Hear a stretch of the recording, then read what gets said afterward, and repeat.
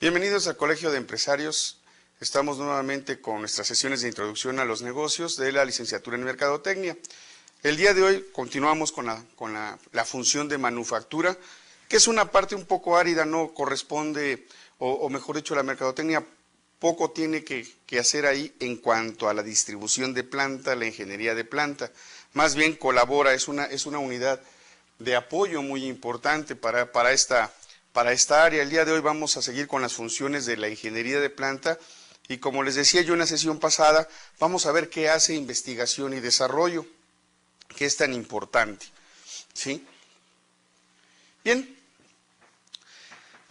perdón, la ingeniería de planta sirve al funcionamiento de todas las secciones de fabricación de la empresa.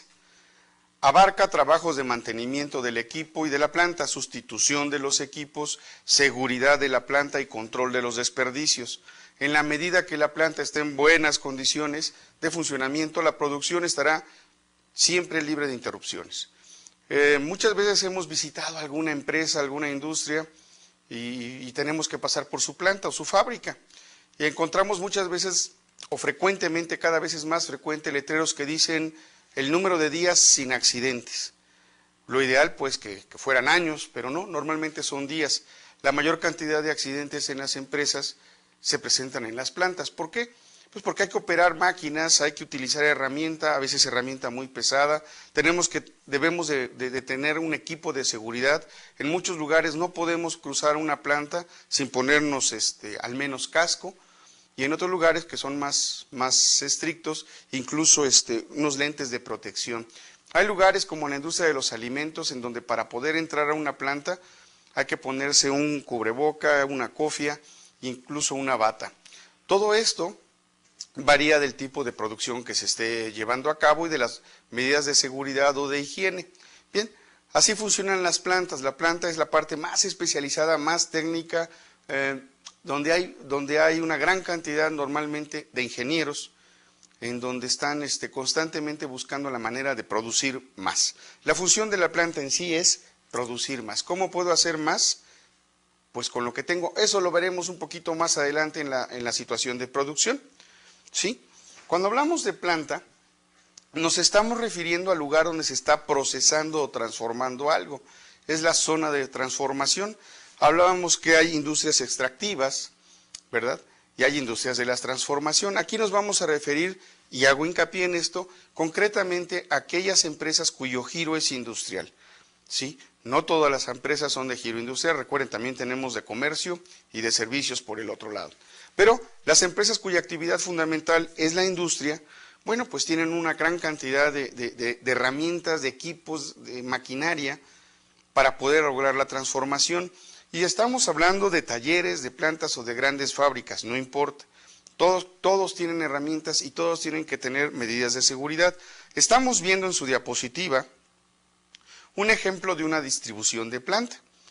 No importa qué es lo que se produce, para que aquellos que no estén familiarizados con un croquis o un plano arquitectónico, imaginen que la estamos viendo desde arriba, desde el techo, le hemos quitado el techo y estamos viendo la planta. Ustedes ven que hay marcas con rojo, marcas con azul, marcas con amarillo o recuadros con azul, con amarillo y con rojo. Dependiendo del tipo de industria, esto me va a significar algo. ¿Sí? Las tuberías, por ejemplo, dentro de una empresa se marcan de diferentes colores. Entonces aquí la zona roja es la zona de dosificación y amasado, ¿sí? Y la zona azul, la zona de prensas, donde están haciendo el proceso. ¿De qué es la planta?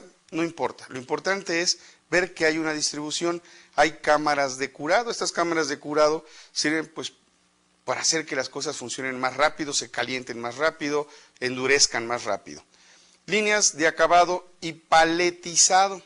Bueno, esa palabra paletizado suena medio raro, pero es muy común en las industrias. Es una forma que nosotros tenemos de decir en castellano, poner en pallets, que son estas tarimas en donde se apilan una cantidad de mercancía dependiendo del tipo de resistencia que tenga, y se forman en pallets.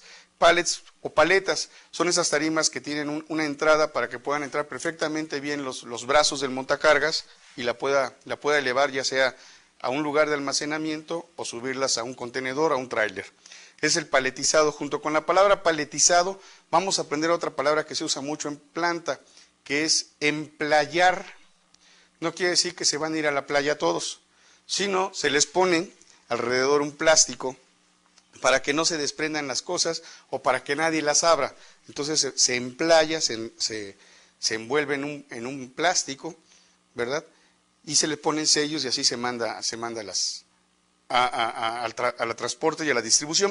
Entonces recordemos las dos palabras, pallet y playo, porque así se le llama ese plástico, playo. Entonces tenemos paletizar, poner en pallets, y emplayado. Aquí tenemos una distribución en planta. Puede ser una fábrica muy grande o puede ser muy pequeña. El proceso de curado pues es un proceso donde con vapor y presión logramos que se catalicen reacciones químicas dentro del producto y endurezcan más rápido. Así de simple, no tiene mayor problema. Pero vean esta siguiente figura, esta siguiente distribución. Estamos hablando, por ejemplo, quizá de un hospital. En la parte superior derecha estamos viendo que tenemos una zona roja, que es zona de urgencias, una zona entre amarilla, café, un color raro, mostaza quizá, radiología, y dos zonas azul celeste, que sería la zona de hospitalización. Rápidamente deducimos, es un hospital, y la forma en la que se hace esta distribución de planta, ¿sí?, tiene que ver en el proceso de atención a los pacientes. Todas las plantas tienen que estar diseñadas conforme al proceso de transformación o de servicio que van a dar. En la siguiente figura, la figura que está del lado inferior izquierdo, pues estamos viendo otra planta que no tiene nada que ver con las otras dos anteriores, y vemos una serie de distribución con números, ¿verdad?, que esos números deben significar algo.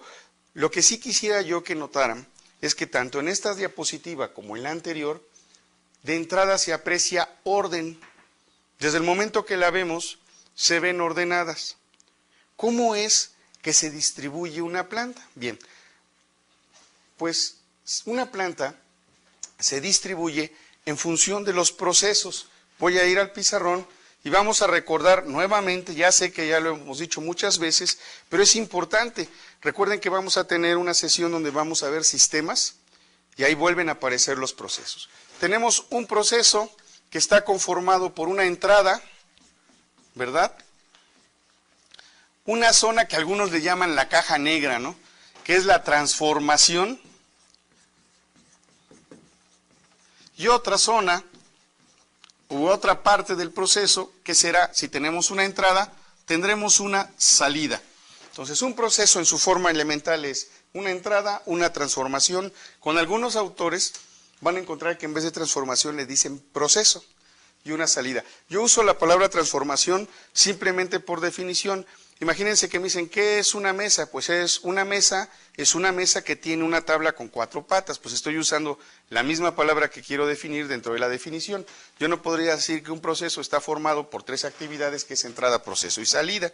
Entonces uso la palabra transformación, pero van a encontrar que muchos autores usan la palabra proceso.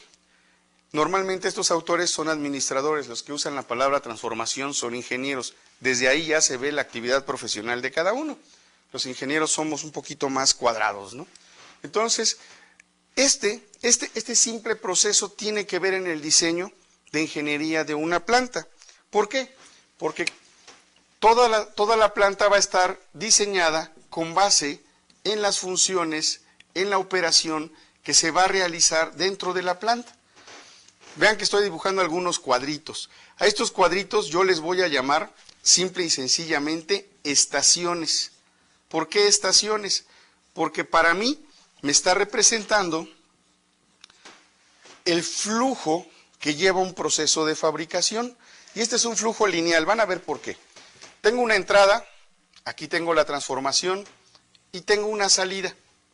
Aquí hay un proceso. La salida de esta estación, de este proceso, es la entrada de otro.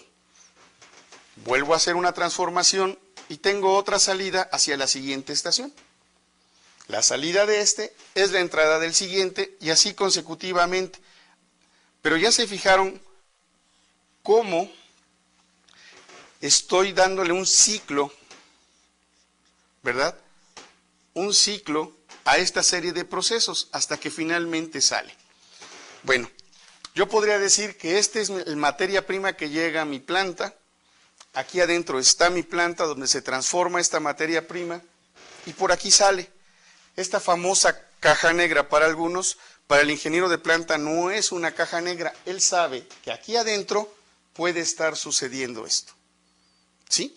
Y este gran proceso enorme que abarca toda la planta, la fábrica, pues aquí lo estamos desglosando en estaciones. Puede ser la 1, 2, 3, 4, como los números que ustedes ven en la diapositiva en el ángulo inferior izquierdo.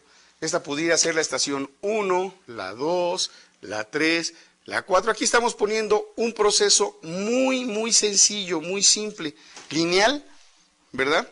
Pero hay procesos en donde llegan otras partes. Conforme va avanzando, se juntan más estaciones de otros lugares. Entonces, si se fijan aquí, he hecho una letra Z. La distribución de la planta, podemos decir que puede ser en Z, puede ser en S, si el proceso es al revés, puede ser en I, un proceso totalmente lineal, o sea, hasta aquí, en la parte superior vemos que es una I. También puede ser en U, y así se llama. Distribución en I, distribución en Z, distribución en S, distribución en círculo o en cuadro, ¿verdad? O distribución mixta, donde se usan los diferentes tipos de distribuciones para la planta. ¿Qué tiene que ver mercadotecnia en esto? Absolutamente nada. Absolutamente nada. La mercadotecnia industrial nos ayuda en las señalizaciones de los puntos de control, los puntos donde en caso de un peligro, pues el personal se reúne, la ubicación, más bien los diseños de los letreros para prevenir, ¿sí? No meter las manos. Suceden muchos accidentes en nuestro país. Por ejemplo, en la industria de la construcción, ustedes pueden ver a 10 pisos de altura a cualquier maestro albañil sin casco, sin guantes, con tenis, ni siquiera botas, ¿verdad?, colgado del armado de acero. En otros países, en los países desarrollados, no podría suceder eso. Tendría que usar casco, tendría que usar guantes, tendría que usar botas y además tendría que usar un arnés que le permitiera estar amarrado a esa armadura de acero. En caso de que se resbalara, pues se va a dar un golpe, pero va a quedar colgado, ¿no? Y un buen susto. Eso nadie se lo va a quitar. En México, desafortunadamente, en muchos lugares no se trabaja así. O, por ejemplo, vemos al trabajador que carga 2 costales de cemento. Para quienes no lo sepan, un costal de cemento pesa 50 kilos. Un levantador de pesas no podrá, porque lo he visto, cargar 2 costales de cementos, pero sí puede levantar una pesa de 100 kilos. ¿Qué es lo que hace la diferencia entre uno y el otro? Uno lo hace para ejercitarse y el otro es su medio de vida. Entonces, un costal de cemento pesa 50 kilos. Y vemos a los señores con 2 costales medio encorvados, llevándolos de un lugar a otro. En otros países eso no está permitido. Más de 30 kilos necesitan una herramienta, un equipo que los ayude a transportar. Puede ser una carretilla, puede ser un diablito o puede ser un montacargas. Pero la persona ya no lo dejan, ya no le permiten cargar más de 30 kilos. En otras legislaciones, en otros países, son 20 kilos. Y además tienen que usar un cinturón para proteger la parte lumbar, la espalda, ¿no? Bueno, todo eso hace la ingeniería de la planta. Bueno, pero si yo voy a estudiar mercadotecnia, a mí, ¿qué me importa saber eso? Nos importa porque la mercadotecnia trabaja con las plantas y debe entender cómo funcionan, cómo piensan, cómo actúan. Es como un ejército, ¿sí? Si falla uno, fallan todos. No se permiten fallas. Ustedes entran a una planta y no van a encontrar a las personas contando chistes, riéndose, platicando, recargados en una máquina. Todos tienen algo que hacer y lo tienen que hacer en tiempo y forma. Es una parte muy estricta, ¿sí?, y muy severa de las empresas, pero es una parte necesaria. Estamos hablando de plantas de fabricación. Los talleres, las partes artesanales son otra cosa, pero en una planta tenemos que tener indicaciones de dónde se puede pasar, dónde no se debe de pasar. Por ejemplo, imagínense que están pasando una gran cantidad de montacargas o un montacargas que está pasando muchas veces. Si alguien ajeno a la planta lo desconoce, pasa sin mirar a su alrededor, como hacemos muchas veces en la calle, ¿verdad? Que cruzamos una calle y no nos fijamos si viene un auto. Aquí puede venir un montacargas, nada más que el montacargas tiene dos paletas, dos brazos de acero muy pesados que sí nos pueden hacer daño, ¿no? Entonces hay muchos riesgos. La mercadotecnia en ese sentido funciona ayudando a establecer los puntos que se noten los lugares de riesgo, los lugares de peligro, los lugares de seguridad, los lugares de atención. En todas las plantas hay botiquines y entre más grande sea la planta y más riesgos haya, hay médicos. Bueno, esta es la parte de la ingeniería de planta y podemos ver que su distribución puede ser en I, puede ser en U, puede ser en O, puede ser en Z, puede ser en S, puede ser mixta. ¿Sí?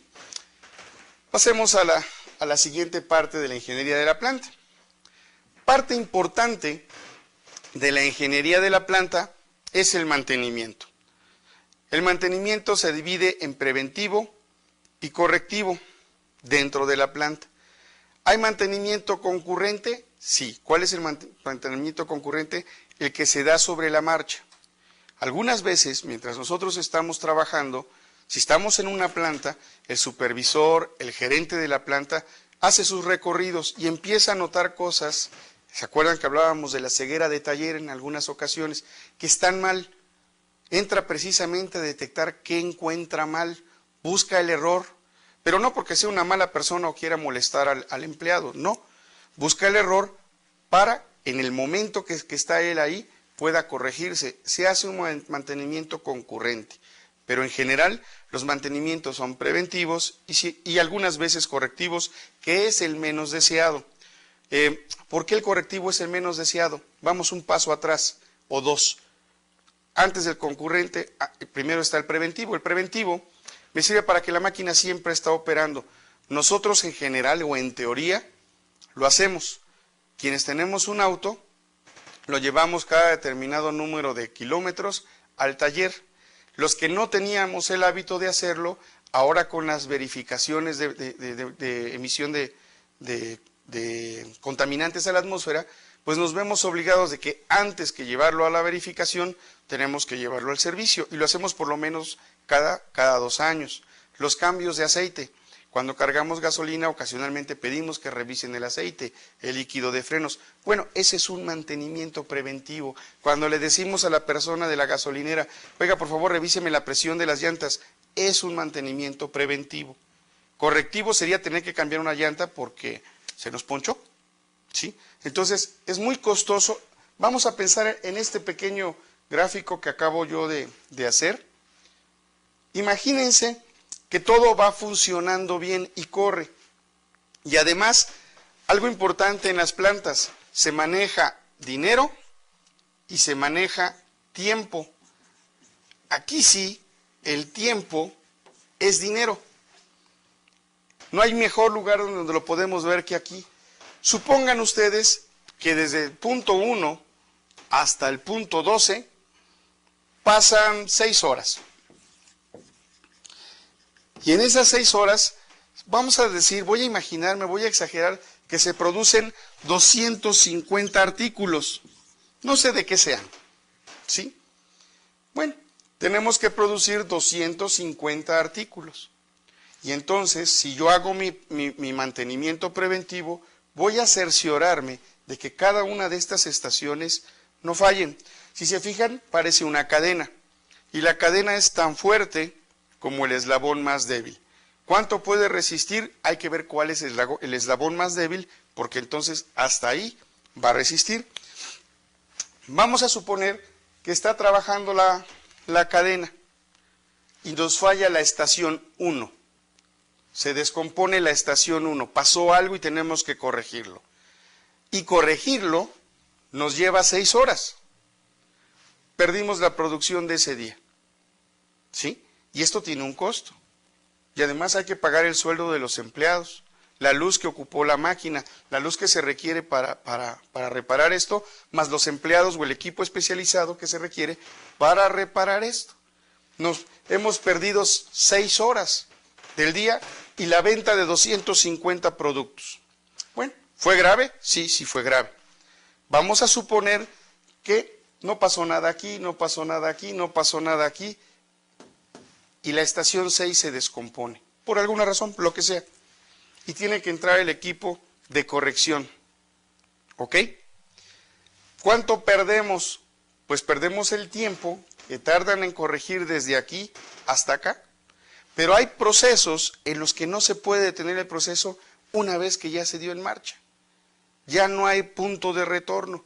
Y entonces todo esto que se produjo en las estaciones previas se echó a perder. O bien ya no se puede embonar, o bien hay que retroceder y volver a empezar. Entonces tiene un costo agregado.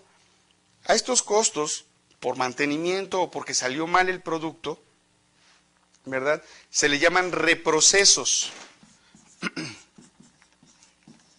Y cuando veamos calidad, veremos que calidad significa evitar al mínimo o a cero los reprocesos. ¿Por qué? Porque ya me costó. Y si salió mal, tengo el costo de lo que hice más el costo de la reparación, ya me salió más caro. Y el precio va a ser el mismo, el precio de venta. No porque yo me equivoco se lo voy a cargar al cliente, ¿verdad? Bueno, bien, vemos el caso de que falló la estación 1, falló la estación 6. Ahora imagínense el costo para una empresa que falle la estación 11. Cuando falla la 1, bueno, rápido, no echamos a perder material, todavía ni dimos oportunidad de que entrara la materia prima. En la 6, bueno, perdimos algo, pero en la 11, cuando está el producto a punto de terminar, se descompone la máquina y ya nos paró las 6 horas de producción de todo lo anterior. ¿A qué quiero llegar? Tan importante es el punto 1, como el 6, como el 11. Ninguno debe de fallar, porque al final todos nos producen un aumento en el costo y pérdida de tiempo. Y son dos variables que no solamente el ingeniero de planta tiene que cuidar, todos en las empresas debemos de cuidar estas dos variables. Ahorrar tiempo, ahorrar dinero. ¿Ok? Si les pregunto si hay dudas, voy a oír que no, entonces voy a pasar al siguiente diapositiva. Bueno, antes de eso, para que el mantenimiento se cumpla en tiempo y forma, se elaboran programas de mantenimiento. ¿Qué es un programa de mantenimiento? Bueno, se ponen fechas con sus días, las horas que se les va a dedicar para darle mantenimiento preventivo a determinada máquina. Lo único que se puede programar es el mantenimiento preventivo. Incluso el concurrente, cada determinadas horas, en lo que pasa de un proceso a otro, podemos aceitar, podemos engrasar, podemos cambiar una banda, podemos cambiar una cadena, para dar mantenimiento concurrente sobre la marcha. Algunas veces hay tiempos muertos, que es lo que más odia un ingeniero de planta, que haya tiempos muertos. Lo ideal es que todo fluya, ¿sí? Siempre, como si fuera agua, ¿no?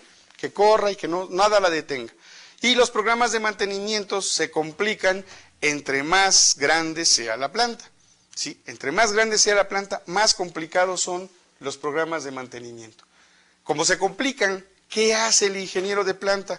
Se ayuda de programas, de cómputo. Aquí estamos viendo una plantilla de algún tipo de mantenimiento y nos va diciendo las horas, nos va diciendo los tipos de mantenimientos, de cuándo a cuándo es válido, ¿sí? Cuál es el periodo de vida, porque también tenemos que considerar que las máquinas no viven para toda la vida, ¿verdad? No funcionan toda la vida. El uso, la fricción, va desgastando piezas. Y lo que se hace, pues se van cambiando esas piezas, pero llega un momento en que los motores ya no dan más. Los motores comienzan a perder su productividad. Y hay un momento en que nosotros tenemos que decidir que, bueno, nosotros no, el ingeniero de planta, que lo tenemos que cambiar. ¿Por qué dije nosotros? Porque si tenemos un auto, pues el auto lo ideal sería que nos durara toda la vida, ¿verdad? Pero no sucede así. ¿Cuándo nos dura el auto? Pues llega un momento en que el motor ya no funciona, vienen los problemas eléctricos, vienen los problemas de transmisión, etcétera, etcétera, etcétera. Empieza a envejecer y por mucho que lo arreglemos, por mucho que estemos al pendiente, pues ese motor habrá que cambiarlo en algún momento. Empiezan a fugarse el aceite y hay un momento, hay una curva en donde me cuesta más repararlo que reemplazarlo. Bueno, los programas de mantenimiento, como estoy mostrando en esa ficha, precisamente para eso me sirven, para saber cuándo tengo que reparar un motor, cuándo lo tengo que desechar y reemplazar. Obviamente, antes de desecharlo, pues ya debo de tener el reemplazo. ¿Se imaginan parar una línea de producción Aquí dije 250 artículos, pero hay máquinas, por ejemplo, las máquinas que hacen las papas fritas, desde que se mete la materia prima hasta que sale la bolsita de papas, pasa aproximadamente 6 horas, pero no hacen una. Hacen miles y miles de bolsas de papas fritas en 6 horas. Entonces imagínense que se parara, ¿sí?, todo el daño que se ocasiona a esa empresa, ¿no? Entonces, entre más grande sea la empresa, pues más complicado es el programa de mantenimiento. Aquí estoy poniendo una planta. ¿De qué? De lo que ustedes gusten. Invéntenle cualquier cosa. Y además no solamente la tenemos en un solo piso, la tenemos en 3. Y todos deben de estar trabajando como una gran orquesta. Esa es la labor del ingeniero que está en planta, del gerente o del director de producción, que todos esos pisos se muevan a un mismo tiempo. Como un gran director de orquesta, todo esté funcionando al mismo tiempo perfectamente bien. Imagínense que esto lo tenemos en 3 pisos y que de pronto algunas cosas suben y otras bajan. Por ejemplo, vemos en el piso 3 unos silos, unos tanques, unas especies de tinacos. Y hacia afuera, en la parte exterior de la figura, vemos también unos silos también verticales que seguramente están alimentando a los más pequeños. Para que eso suceda, en la parte de abajo, en la planta baja, debe de estar ocurriendo algo para que todo lo demás suceda. Es una gran orquesta donde tenemos violines, tenemos tambores, tenemos pianos, tenemos guitarras, tenemos trompetas. Ya me aventé una orquesta medio rara, pero es una gran orquesta. Y el ingeniero de planta es quien coordina esta empresa, esta orquesta. En estas empresas es muy importante el programa de mantenimiento. ¿Qué tiene que ver con mercadotecnia en esto? Absolutamente nada, solamente en la señalización y en la indicación. ¿Por qué lo tengo que conocer? Para estar conscientes de los problemas que representa que algo falle ahí. Pero, ¿en dónde nos pega? Hace mucho tiempo, cuando yo trabajaba en una empresa que producía tubería para agua potable y alcantarillado, habían problemas económicos como toda la vida. Yo desde que nací conozco puras crisis, entonces a mis 50 años he sobrevivido todas las crisis y las que vengan las voy a seguir sobreviviendo, así que no se apuren, no se angustien, no se preocupen, mejor ocúpense. En esta planta, nosotros, ventas y producción, teníamos una excelente relación, tan buena que me llamaba el director de planta y me decía: oye, Carreto, mira, estas 2 máquinas van a dejar de trabajar, no tengo trabajo para esta máquina, ¿me puedes ayudar? Y yo con mi equipo de ventas veíamos nuestros programas de recuperación, de mantenimiento, de creación, etcétera, para ver si pudiéramos adelantar un proceso y no perder empleados. Y entonces ventas decía: mira, hay este proyecto, pero está detenido, pero si lo hacemos, lo podemos almacenar un tiempo o podemos adelantar tal otro, o que va muy avanzado, podemos parar la máquina y el personal de esta máquina puede pasar a esta otra. Todo era en beneficio de la misma organización, trabajábamos como uno solo, ventas y producción. Se preguntarán, bueno, ¿por qué sabe tanto de las plantas? Por eso. Yo aprendí de las plantas trabajando con producción. A mis vendedores nuevos, entre su visita de inducción, que veremos más adelante, entre su visita de inducción, tenían que estar en la planta y trabajaban un día en la planta. Ayudaban con cualquier cosa, pero ayudaban. ¿Qué es lo que aprendían? Que cada vez que ellos no hacían bien su trabajo afuera, había alguna cantidad de obreros que se despedían porque sus máquinas dejaban de trabajar. Pero no son obreros, ténganlo siempre en mente. Ese obrero seguramente tenía una esposa y tenía hijos. Son familias las que se afectan. Entonces al vendedor le decía: mira, sobre tu espalda está descansando esta familia que inmediatamente vas a ver cuando ya no estén. ¿Sí? Y obviamente si el equipo de ventas no hace su trabajo, son las familias de los obreros y la de toda la empresa. Entonces creábamos una conciencia. Nuestros vendedores, todos los vendedores tienen sus gracias, yo lo sé, pero en términos generales siempre pensaban en función de la planta. ¿Y esto qué ocasionó? Tener una relación estupenda y era una empresa de gran productividad y sigue siendo al día de hoy líder en el mercado. Pasamos a la siguiente. Investigación y desarrollo. Voy a borrar aquí, mientras ustedes ven la diapositiva, voy a borrar aquí en el pizarrón.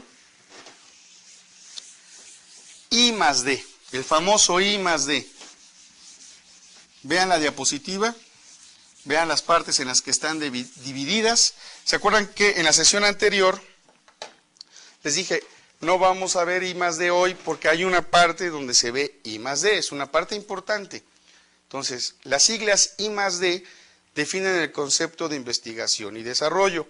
Lo podemos dividir en tres partes, en investigación básica, investigación aplicada y desarrollo tecnológico. ¿Qué significa? Justo lo que el nombre dice. En las empresas una investigación básica, pues es, por ejemplo, ver la calidad del producto, si cumple o no cumple. ¿Se acuerdan que habíamos visto dos normas? En México, la norma oficial mexicana, que es internacional, y la norma mexicana de fabricación, las NMX y las NOM, ¿sí? Bueno, I+D es el responsable de que los productos que hace la empresa cumplan con estas normas. Entonces, en la investigación básica simplemente es lo que estoy haciendo está cumpliendo, la materia prima que me está llegando está conservando los estándares de calidad. Más adelante veremos calidad, así que no se preocupen. Como se pueden dar cuenta, una empresa está formada por una gran cantidad de elementos que a veces no vemos. El ingeniero de planta conoce la parte de producción. Los recursos humanos conocen todos los recursos humanos de la empresa y saben la gente, etcétera, etcétera. Pero el licenciado en mercadotecnia, como cerebro de la empresa, tiene que conocer todas las áreas. Tiene que conocer las máquinas, las herramientas, los problemas, las finanzas. Tiene que conocer el personal y se apoya de los administradores. Entonces vean qué completa es la carrera que ustedes han elegido, pero también qué complicado puede llegar a ser si no tomamos cuidado de qué es lo que queremos estudiar concretamente. Entonces tenemos la investigación básica que me sirve para que mi producto cumpla ya sea la norma mexicana o la norma oficial mexicana. Oigan, pero si las dos son mexicanas, esta es internacional, esta es solamente nacional y es una norma de fabricación de producto. Por ejemplo, se une una industria y desarrolla su propia norma, que no necesariamente cumple con la oficial mexicana, porque esta cumple normas internacionales. Luego viene la investigación aplicada. Oye, fíjate que descubrimos un elemento, un material que es más económico, podemos usar la misma cantidad del material que estamos usando actualmente, pero es más económico y además me da el mismo resultado. O encontramos un material que es ligeramente más costoso, pero la durabilidad, la resistencia es mayor. Entonces se toman decisiones de ese tipo. Y el desarrollo tecnológico es, con la investigación aplicada, cómo mejoro, cómo hago más productiva mi planta. Vamos a ver de qué se trata. La investigación básica comprende todos aquellos estudios o trabajos originales que tienen como objetivo adquirir conocimientos científicos nuevos. Estamos hablando de científicos. Sí hay un proceso científico, sí hay una experimentación y se ve que los experimentos den siempre los mismos resultados. ¿Sí? Se analizan propiedades, estructuras y relaciones con el objetivo de formular hipótesis, teorías y leyes. ¿Sí? Entonces, vemos primero, traemos este material que debe de cumplir estas características y I+D se encarga de ver que efectivamente cumple esas características. También tienen la obligación de ver que cumple con las normas establecidas. En esta etapa, los científicos, o en este caso en la planta, los técnicos, realizan descubrimientos buenos y malos. De pronto encuentran que la materia prima que estaban comprando ya no cubre los requisitos de calidad que ellos mismos habían establecido, que empieza a ser menor, y entonces es una oportunidad para llamarle la atención al proveedor y decir, oye, ¿qué pasa? ¿Sí? Me estás entregando esto y ya no cumple. Por eso es importante un área de investigación y desarrollo. Pasemos a la siguiente, la investigación aplicada. La investigación aplicada parte de los trabajos originales en una investigación básica, se utiliza con el objetivo de adquirir conocimientos nuevos. A ver, encontramos este material, ¿por qué está disminuyendo de calidad? Y el proveedor obviamente responsabilizará a su vez a su proveedor. A veces hay problemas en el mercado, a veces escasean los materiales. Hace varios años o pocos años escaseó el acero. el acero en todo el mundo, no nada más en nuestro país. Empezó a escasear el acero en todo el mundo, ¿por qué? Porque China tenía un boom de la construcción y la mayor parte del acero que se fabricaba en el mundo se estaba yendo a China. Entonces había poca facilidad para encontrar acero y el acero que se encontraba o que estaba disponible era muy costoso. Era una curva de oferta y demanda. Recuerdan que la vimos, ¿sí? Si aumenta la demanda, ¿verdad? El precio se va para arriba. Entonces fue lo que nos sucedió. Nos sucedió en todo el mundo. Bueno, ya se estabilizó esta industria. Entonces tenemos que buscar nuevos materiales, nuevas formas de utilizar los elementos, etcétera. Eso es lo que hace la investigación aplicada. Utilizar ese conocimiento científico para mejorar o hacer nuevas cosas, ¿sí? Investigación aplicada. Todo eso dentro del área de investigación y desarrollo. Y posteriormente viene el desarrollo tecnológico. Todos los conocimientos adquiridos se aplican a la producción de materiales, dispositivos, procedimientos o servicios nuevos. O sea, no hay en el mercado, los estamos desarrollando. Una empresa que siempre se ha caracterizado por ir a la vanguardia es Gillette, la que fabrica rastrillos, así de sencillo, ¿sí? Mientras las empresas los están copiando, los competidores los están copiando, Gillette nuevamente se está autosuperando, se están venciendo a sí mismo, sacan productos que son mejores que los anteriores.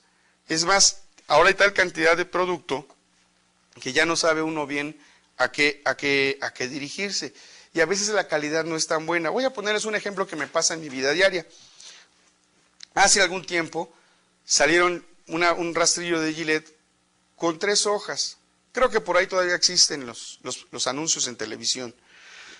Y con 3 hojas de rasurar. Y de pronto hago la prueba y descubro que dice que dura hasta 30 días. Dije, ah, caray, voy a intentar. No me duró 30 días, me duró 15 días.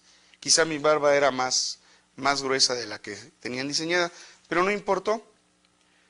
¿Sí? No importó, 15 días de algo que me duraba un día y tenía yo que desechar. Ahora tengo algo que me dura 15 días. Pero ¿qué creen? Como ahora sigo comprando esa misma marca, resulta que mi rastrillo cada vez viene mejor. Algo está pasando en el I+D de Gillette que están mejorando las navajas. No es comercial, es mi caso. Lo que me sirve a mí podría no funcionarles a ustedes. O alguien que no se rasura más que 2 veces a la semana, bueno, pues ahí tiene un gran ahorro de rastrillos. Entonces los rastrillos ahora me están durando casi 30 días. Y yo me rasuro diario. ¿Sí? Entonces, y tiene 3 navajas. Desarrollo tecnológico. Yo me acuerdo que cuando me empecé a rasurar, era un rastrillo que tenía que desatornillar, poner una navaja, volverlo a atornillar, y cuidado, porque la navaja era filosa. A veces con solo ponerla nos cortábamos los dedos. Y entonces ya nos afeitábamos. Después ya salió la de plastiquito, con una sola hoja. Y luego la cabeza movible, que se iba adaptando. Pero luego era tan movible que hasta peligrosa era. Bueno, después le dieron una inclinación. O sea, vean cómo va pasando de un rastrillo tradicional, con una navaja que nosotros adicionábamos, tirábamos la navaja después de la rasurada y poníamos otra, cómo fue pasando a un rastrillo que ya traía la navaja incluida. Y después la navaja tenía una cabeza movible, y luego la cabeza se fue inclinando, y luego eran 2 hojas, y ahora son 3, y ahora el mango es ergonómico, ya no es algo totalmente vertical, ya se puede sujetar mejor con las manos. Ese es un ejemplo de un desarrollo tecnológico que me lleva a una etapa de conocimientos que se llama know-how. Know-how es saber hacer, saber cómo se hace, y se desarrollan los prototipos y las plantas pilotos. También hace poco la industria hindú sacó el auto más barato del mundo. No me acuerdo cómo se llama, pero sí me acuerdo que costaba algo así como $2,000. Es de 2 plazas. Para que llegue a México yo creo que se va a tardar un poco, pero me comprometo que en próximas sesiones les doy el nombre, el precio y si puedo hasta el distribuidor. No es cierto. El distribuidor no, porque no está en México. Imagínense un auto de $2,000. Para dos personas, ¿no? Los nuevos desarrollos tecnológicos en la industria automotriz, los autos híbridos, que combinan la gasolina con otro medio de energía que normalmente puede ser o electricidad o puede ser algún tipo de gas. Bien, son desarrollos tecnológicos, los desarrollos que día con día nos van acompañando. Hay cosas que poco se le puede hacer. Un clip. Un clip lo pudiéramos hacer más largo, más corto, ponerle colores, pero un clip básicamente no ha tenido gran cambio. Otra cosa que no ha tenido gran cambio en el mundo, y usamos diario, la grapa de una engrapadora, ¿sí? O grapadora, como dicen en algunas partes. Esa grapa no ha cambiado considerablemente. Cambia el tipo de engrapadora, cada vez es más fácil engrapar. Al principio eran muy grandes y ahora son manuales, ¿no? Incluso hay las engrapadoras industriales, que con una pistola, ¡pum!, engrapamos. Pero la grapa en sí no ha cambiado mucho. Los tornillos, pues los tornillos también no han cambiado mucho. No han cambiado mucho en cuanto a su forma y su utilización, han cambiado en cuanto a las aleaciones para hacerlos más resistentes. Pero ese es resultado del área de investigación y desarrollo.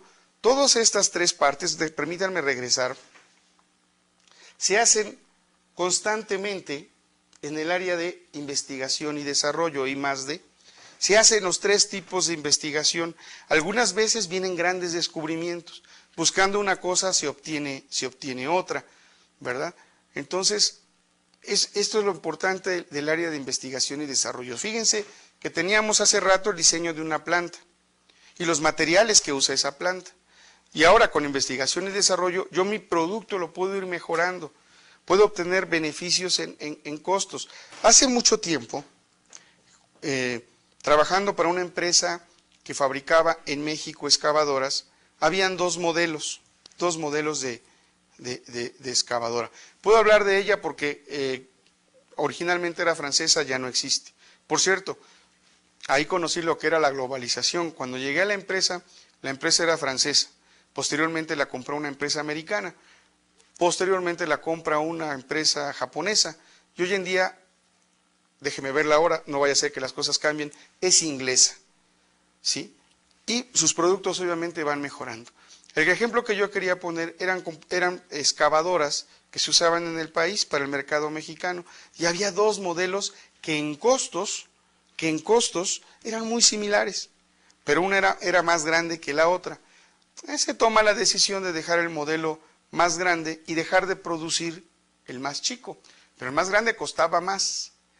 Bueno, por una situación de precios que no se analizó adecuadamente, el mercado requería más bien la máquina chica por el precio.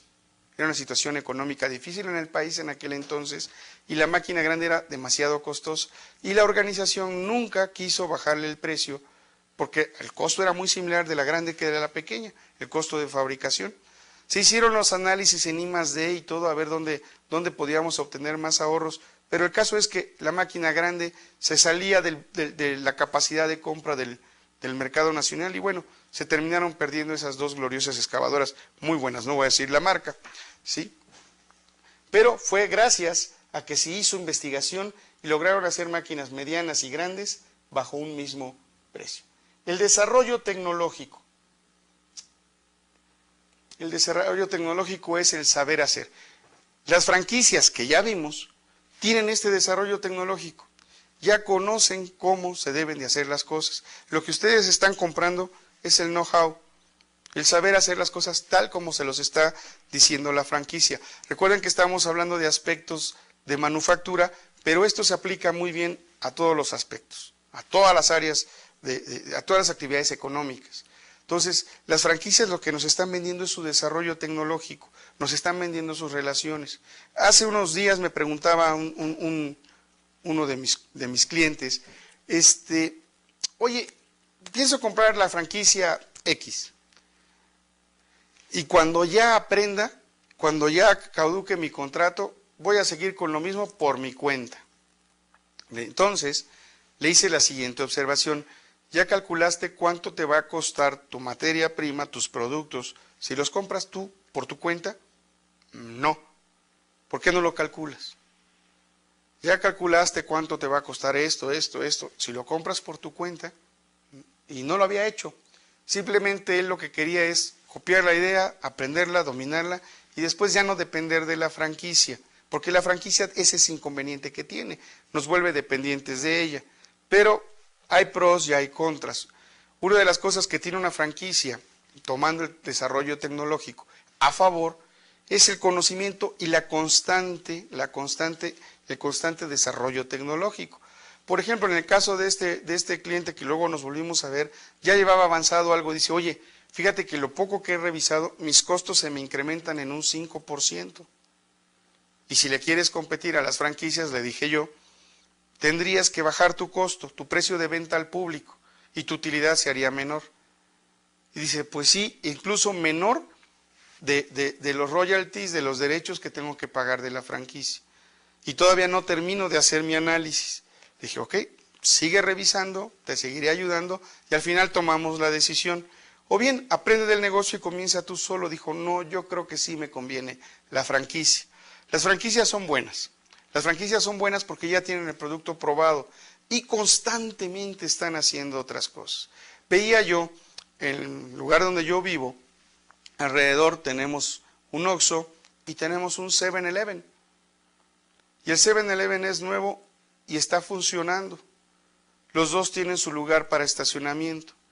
Pero pensaba yo, bueno, los costos, bueno, pues en el 7-Eleven, todos los 7-Eleven se parecen, todos los Oxxo se parecen, porque eso es lo que busca la franquicia, uniformidad. El dueño, o el franquiciatante, el que compra la franquicia, ¿verdad? Cuando compra esta franquicia, está comprando el know-how, este conocimiento que dice desarrollo tecnológico. Él ya no se tiene que preocupar por aprender, la franquicia le va a enseñar. Eso es lo que está comprando, es lo que va a pagar cada mes. Ese conocimiento es como si asistiera a una universidad y al final se titula. Y posteriormente puede abrir otros locales con la misma franquicia. Sí es negocio, pero requiere de mucha disciplina y sobre todo no ser codiciosos. Recuérdense que en el mundo de los negocios es a largo plazo y a veces es a muy largo plazo. Por ejemplo, en la agricultura, hace algún tiempo, por cuestiones de mi profesión, tuve contacto con personas de la industria del café y hubieron cosas que me explicaron que yo desconocía del café. La mata que da el café es una mata muy frágil, ¿sí? Es muy sensible, si se le maltrata se muere, pues casi que hay que tratarla con cariñito y llamarla por su nombre. Y me decía que para que esa mata dé un café que se puede utilizar ya para vender, para procesar, para industrializar, tiene que pasar por lo menos 5 años. Entonces imagínense hacer una inversión, durante 5 años seguir invirtiendo, y que el mejor café se comienza a lograr entre los 5 y los 10 años siguientes. Entonces están invirtiendo para ver la culminación de esa inversión 5 años después. Eso es largo plazo. Y si hay temporal, y si me falló mi riego, o si cualquier cosa, mi inversión desapareció. Entonces, por eso es que el café como negocio es un buen negocio, pero es caro, porque hay muy grande el riesgo. Recuerden que el riesgo y la utilidad van de la mano, a mayor riesgo, mayor utilidad. ¿Por qué? Porque si el riesgo es mayor, pues la utilidad debe de ser más grande, pero si el riesgo es menor, podemos perder dinero. Entonces, aquí en el desarrollo tecnológico empatamos know-how, ¿verdad?, con todas las demás actividades económicas. Vamos a ver qué hace, por último, la investigación y desarrollo. Los resultados de la investigación y desarrollo, ¿sí?, nos dan prototipos que deben de ser eficaces y viables. Se realizan inversiones para producir en grandes series y vender el mercado. Entonces, se convierte en innovación. Hay marcadores que ustedes los destapan y tienen un olor que es bastante molesto. Es normalmente el que usan en el kinder con los niños. Estos marcadores para este tipo de pizarrón ya no tienen ese olor, y los marcadores que se están saliendo al mercado actualmente ya no tienen ese olor. A lo mejor ustedes no lo han notado, pero nosotros que usamos constantemente marcadores, sí. Los marcadores también cada vez son más fáciles de borrar, pero hay inconvenientes. Se borran ahora más fácil, pero dura poco el marcador. Antes costaba un poquito más de trabajo, incluso borrábamos y dejaba el pizarrón con una marca. Es investigación y desarrollo. ¿En qué hay investigación y desarrollo? Lo hay en todas las áreas. Vamos a retroceder un poco. La televisión. La televisión, originalmente en blanco y negro, de bulbos. Sí, yo sé que los que están muy jóvenes dirán, ¿qué es un bulbo? Pues era como una especie de foquito que se le tenía que poner. Y cuando fallaba la televisión, primero que hacíamos era abrir la tapa a ver qué bulbo se había fundido. Y teníamos nuestra reserva de bulbos para ponérselo en caso de que eso sucediera.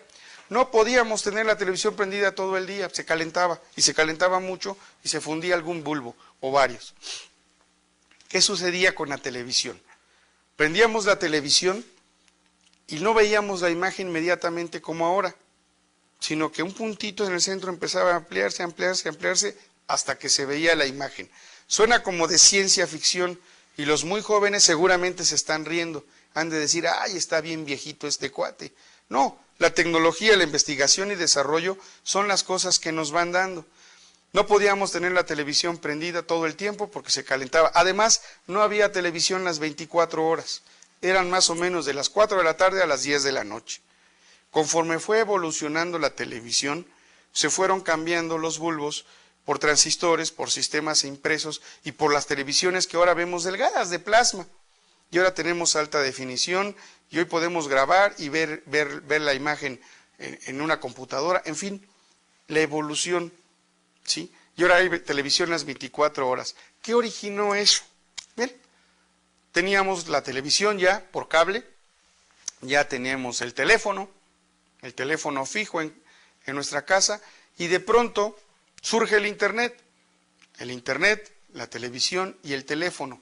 Y alguien en investigación y desarrollo dijo, oigan, si usan los mismos elementos, si lo más complicado es transmitir imagen y audio, y ya lo hace la televisión, y el teléfono solamente necesita audio, y el Internet solo necesita en la mayor parte de las veces imagen, ¿por qué no usamos la misma tecnología para mandar señales de televisión por cable, para usarlo también como teléfono y como Internet? Es el famoso triple play. Y hay empresas en el mercado que nos ofrecen la televisión, el cable, el Internet y el teléfono. Originalmente el Internet teníamos que conectarlo al teléfono y había un zumbidito ahí, pip, pip, pip, pip, hasta que por fin nos conectábamos. Hoy ya es inmediato, ya no tenemos que esperar a que funcione el pitidito ese. Es la evolución de la investigación del desarrollo. Empecé con la televisión, ya llegamos al triple play, televisión, Internet, teléfono.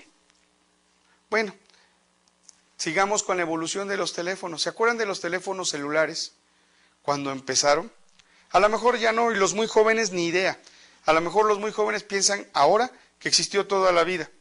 Pero los teléfonos celulares al principio era una caja así, con una correa, el microteléfono que es el auricular con la bocina, colgado, y tenía su cuerdita, su resortito pegado a la caja.